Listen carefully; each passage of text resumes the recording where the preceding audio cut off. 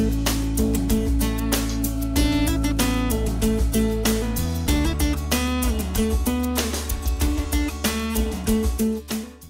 here we go with our May edition of Let's Get Growing, and we know it's hot, but it's only going to get hotter. So let's see what we can do to make it easier.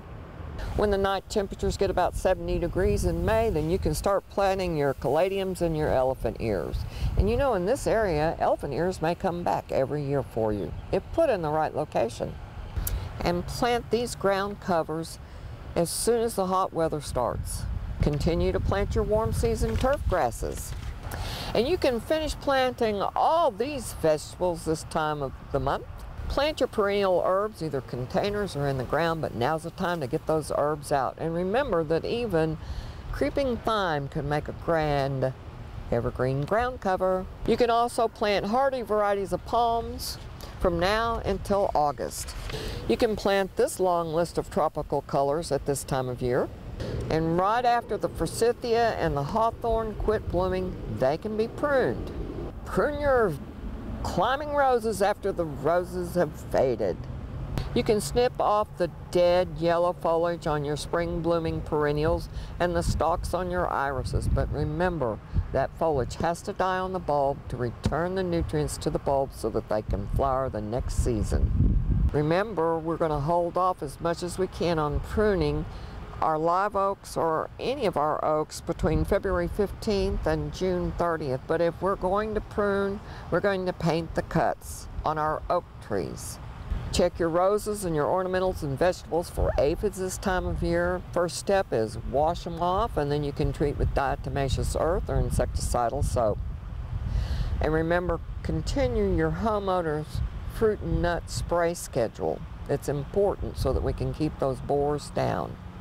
Check for your roses for black spot and apply a fungicide as necessary according to the label.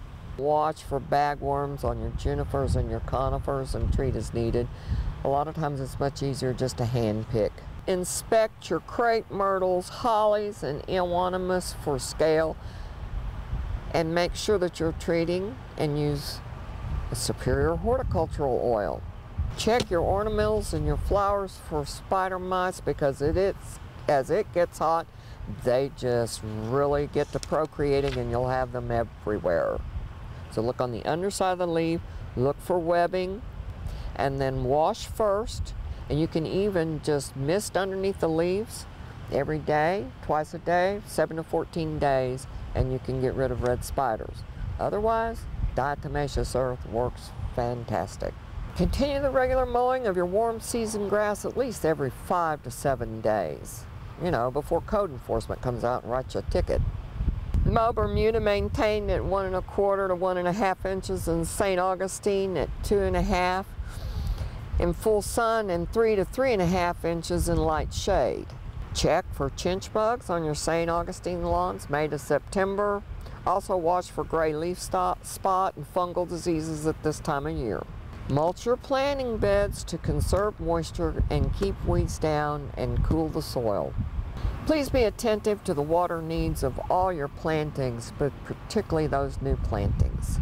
Today we're going to show you how to get into the world of succulents. Much cheaper than just going to Home Depot and buying 3 or 4 of these little succulents for your, very cute gardens. So let's start out by just knocking it out of the container. And you can see that succulents have a very fibrous root system. You can't hardly see the roots in this. But up here, if you'll look, as you clean out the debris, the old foliage, down in here, just kind of pick at, you can see how they're just growing on a little stalk. And I'm just going to put my thumb up against the trunk of the old plant and break off this new little baby. And then once again, there's a little baby over here.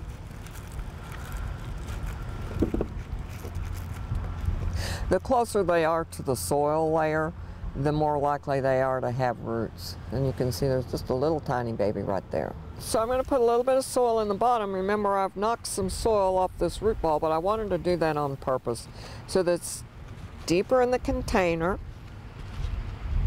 You know, let's make it just a little bit deeper in the container.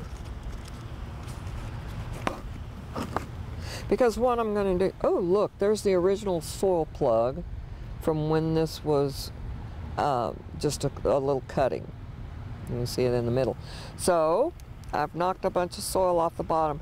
Now it's going to sit much deeper in the container, which allows us to put some soil around the stalk, which is just going to initiate new little babies.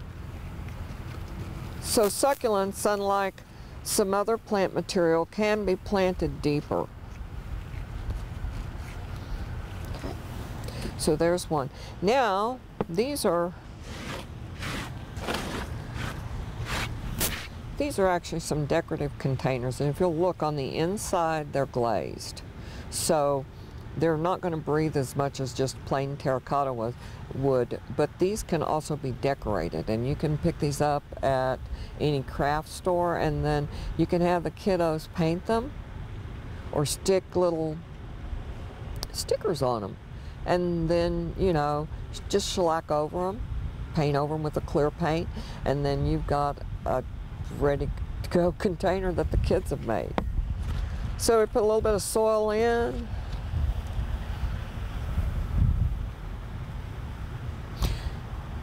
And you see, I'm just going, there's two ways you can do it. If they're really long, then you can take them, place them in the container, and then just cover up the little stalk. So, remember we planted the whole stalk on this one just by placing it in and then covering it up. Now on this one, we're actually going to make a hole with this pin, and then we're going to take our little pup that we've taken off the other plant, stick it in the hole, and firm the soil around it. So we're just going to do this stab and stick method. So I've stabbed a hole in the soil. I take the little stalk, go ahead and bury it, and cover it up.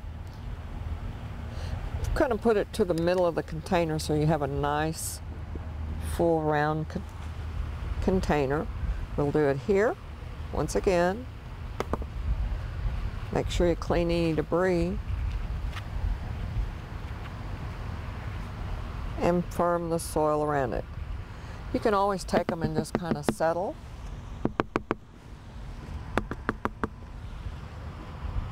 So now we took our $3.49 plant and just produced $3, $6, $9, almost $15 worth of plant material out of a little $3.50 plant. So hopefully you have Mayflowers and they'll keep on growing. But don't ever forget, feed the birds, they eat the insects.